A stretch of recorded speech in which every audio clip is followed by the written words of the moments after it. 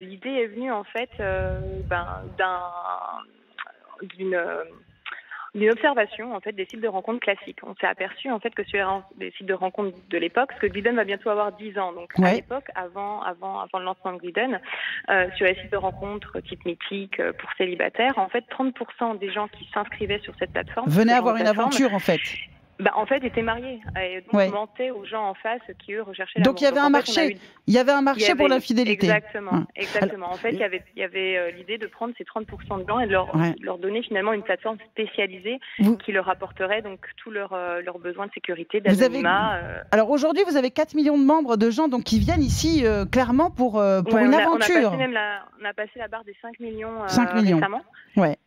5 millions, donc en effet, la moitié en France. Donc la France, c'est un dingue. gros marché. Ah ouais, c'est vraiment un gros marché. C'est le plus gros marché ou Pour la marque, oui, c'est le plus gros marché parce que déjà initialement on a été lancé en France, mais aussi on se rend compte que les Français sont les plus infidèles d'Europe. On a fait une étude justement avec IFOP à ce sujet-là, et c'est 55% des hommes qui déclarent avoir déjà été infidèles dans leur vie et 32% des femmes. Alors, vous avez dans vos 2,5 millions d'abonnés français, il y a autant de femmes que d'hommes ?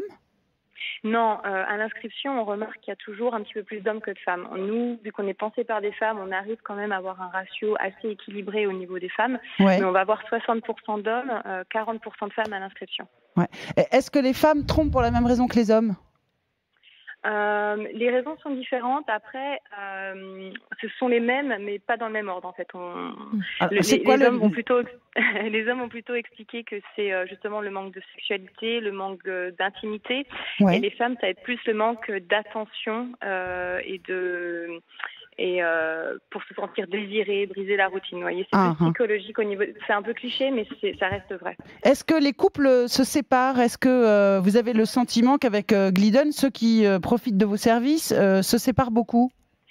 Non, en fait, il y a plusieurs cas. Il y a soit les gens, finalement, l'infidélité va être un déclencheur de divorce. Ils vont se dire, oui, en fait, ma femme ou mon conjoint ne me convient plus du tout.